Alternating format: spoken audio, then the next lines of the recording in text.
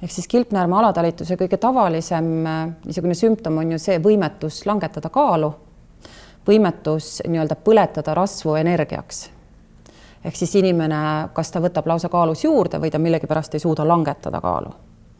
Hästi tavaline on ka niisugune erinev probleemistik, mis kaasneb sooletööga ehk siis seedetrakti tööga. Näiteks peensoole bakteriaalne ülekasv, mis väga sageli on tänapäeval teemaks ja millest samamoodi laialt millegipärast ei räägita.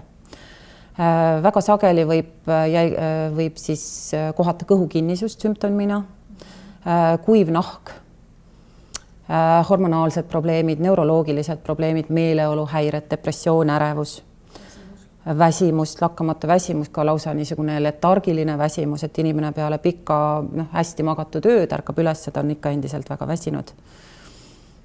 Võib olla näiteks aneemilisus või latentne rauapuudus võib olla üks sümptomitest, et on tegu kilpnäärme alatalitusega. Võivad olla siis erinevad probleemid, mis kaasnevad naissuguhormoonide tööga, et näiteks mingisugused menstratsioonihäired, tsüklihäired, fibroidid, süstid, väga sagedased kilpnäärme alatalituse kõrvalnähud ja juuste väljalangemine näiteks. Kui me räägime välistest sümptomitest, siis näiteks niisugune asi nagu periorbitaalne öödeem, mis on silmade ümbruse turse. Kui me räägime näiteks kulmudest, et tavaliselt ma vaatangi inimesele üle laua otsa, ma võin juba eeldada, et näiteks Agnese puhul küll nüüd ei ole see nii hästi välja paista, aga kulmude väline kolmandik on näiteks välja langenud või on hõredam. Alumised ripsmed on hõredamad või ei olegi neid seal eriti enam jäänud.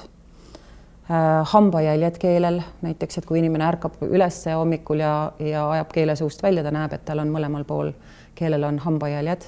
Kas on siis närvidest, kas on natuke ka närvidest, et inimene surub just kui kuidagi? Ma pigem arvan, et see on nagu, et see keel on turses ja seetõttu need hambad lihtsalt jätavad sinna jäljed.